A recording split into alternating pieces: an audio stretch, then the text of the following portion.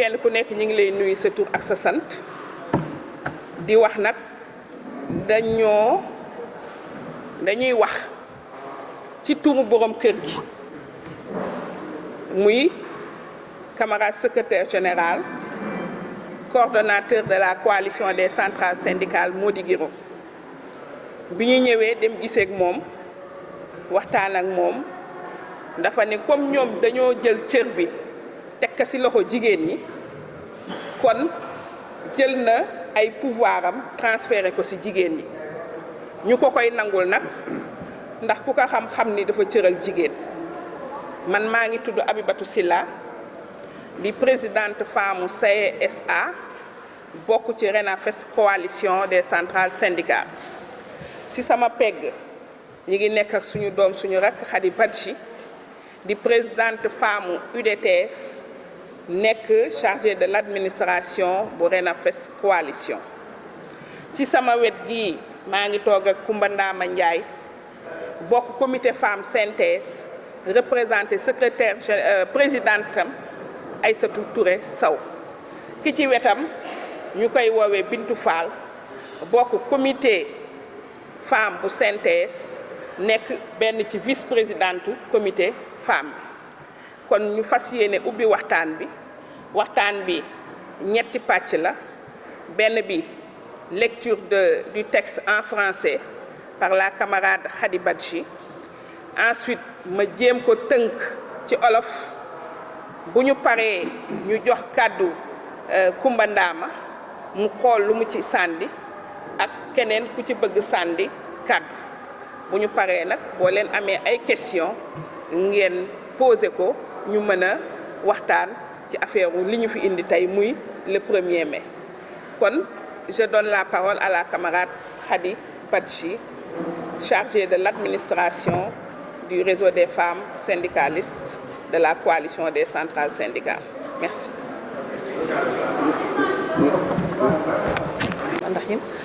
Donc, comme ni ko Tata Abibatou defee maa ngi koy sargal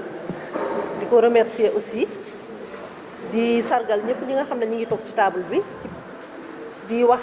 bonne fête à tous les camarades, à toutes les camarades. Donc, comme ni mu ko waxee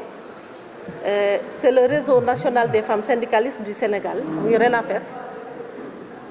ñoom la secrétaire généraux yi teg tey ci kanam comme ni ñu ko daan defee mais ñu ne tey en prélude à la célébration de la fête du travail ñun la ñuy bàyyi ñu ñëw fésal suñu ay jàmbat parce que bu ñu waxee monde du travail góor ak jigéen mi ngi ci mais xëy na jigéen ñi dañ ci am lu spécifique. Donc je m'en vais vous lire le texte liminaire de la déclaration du réseau national des femmes syndicalistes du Sénégal à l'occasion de la célébration de la fête du travail le 1er mai 2023, Inch'Allah. Déclaration du réseau national des femmes syndicalistes du Sénégal à l'occasion de la célébration de la fête du travail 1er mai. Après une pause de presque 3 ans due à la persistance de la pandémie de Covid-19 et la coïncidence avec le mois béni de Ramadan, le monde du travail renoue avec la célébration de la fête internationale du travail le 1er mai. Les travailleurs du Sénégal, secteur formel, secteur de l'économie informelle, sous la houlette du mouvement syndical, n'entendent pas déroger à la règle. C'est ainsi que les syndicalistes de la coalition des centrales syndicales du Sénégal, regroupant les 5 centrales affiliées à la CSI que sont la CNTS, la CNTS FC, la CSA,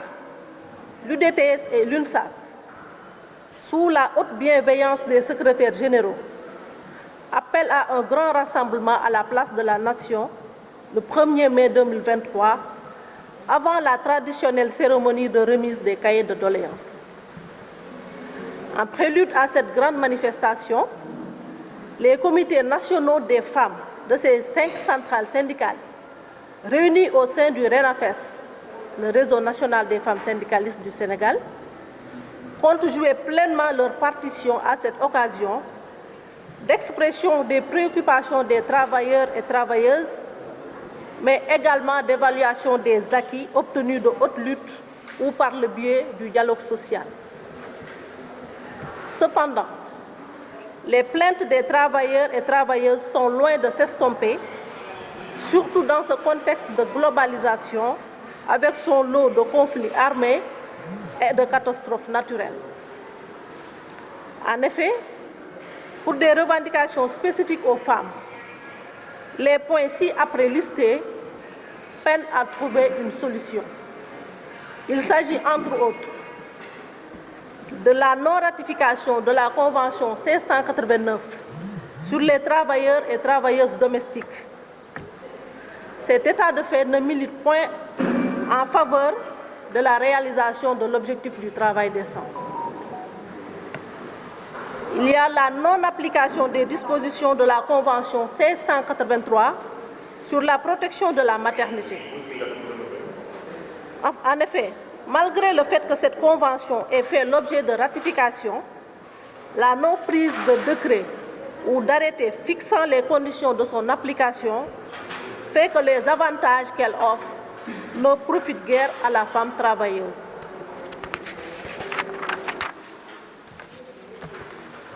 Il y a aussi l'absence de protection sociale pour les couches vulnérables,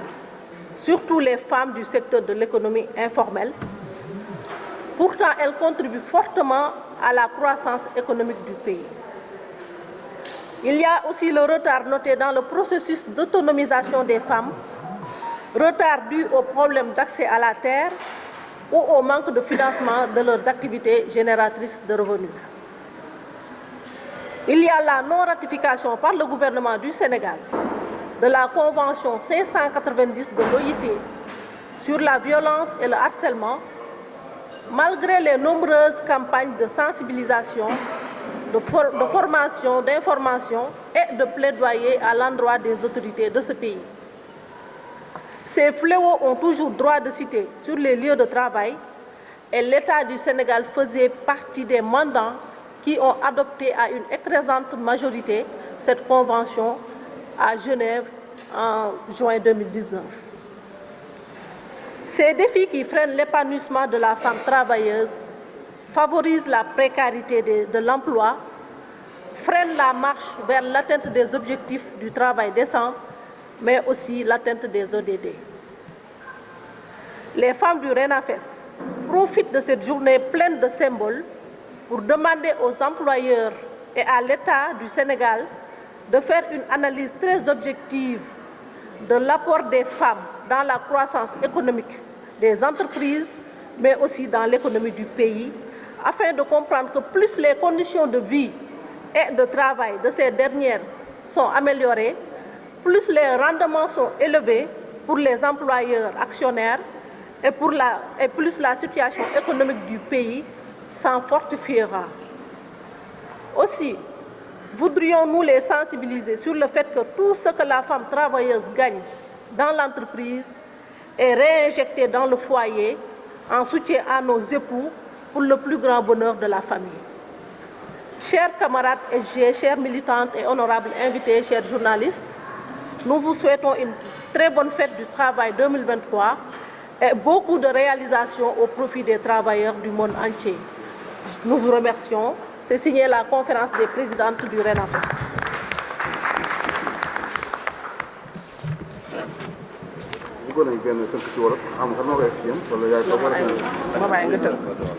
comme niñ ko waxee léegi ci tubaab dañ koy tënk ci wax ci tubaab tënk ko ci olof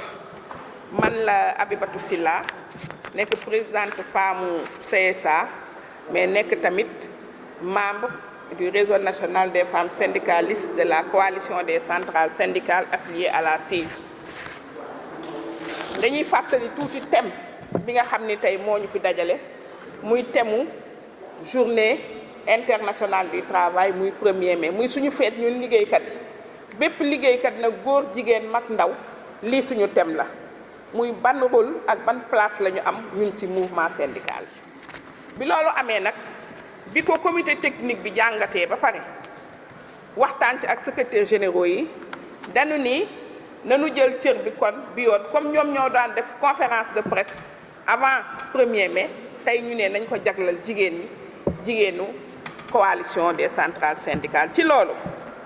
nee nañu bi mu amee pause ñetti at 2019 ba tey kenn deful organisation 1er mai bi pause boobu amee ndax li fi xewoon muy jàngoro ji feebar bi ren coalition des centrales syndicales fas nañu yéene organiser journée internationale du travail fan lañ koy defee. di leen féliciter aussi ndax yëf yi leer na nañ xëj na sax du doon jar ñuy jël kàddu balay ñuy sori nag ñu présenté wu. Je m'appelle Madame Coumba Ndama Ndiaye Diouf, membre du CELS, membre du comité femmes de la synthèse, représentant aujourd'hui la présidente Aïssatou Touré, membre du RENAFES, Madame Sow, qui demeure être la présidente des femmes de la synthèse. nekk fi tey mu empêché ñu war koo représenter waaye itam ñu toog fii comme membre du comité d'organisation de la fête du 1er mai kon suñu fi toogee war nañu jël kàddu ne serait-ce que pour un appel à la mobilisation le jour du 1er mai incha allahu rabbi ndax ku ne organisation ne jigéen parce que ñun ñooy taaral bés bi mais ñun ñooy def mobilisation yi lépp lu mën a xew boo compté macha allah benn góor xëy na di nga compté ñetti jigéen kon doole bi si ñun lañ ko yaakaaree ñuy wax nag au nom du comité d'organisation ne ñetti at organisé wuñu kon bu ñuy revenir war nañ ñoo gis ñu revenir en force ne serait-ce que pour ñi ñuy gis kilifa yi mën ñoo dégg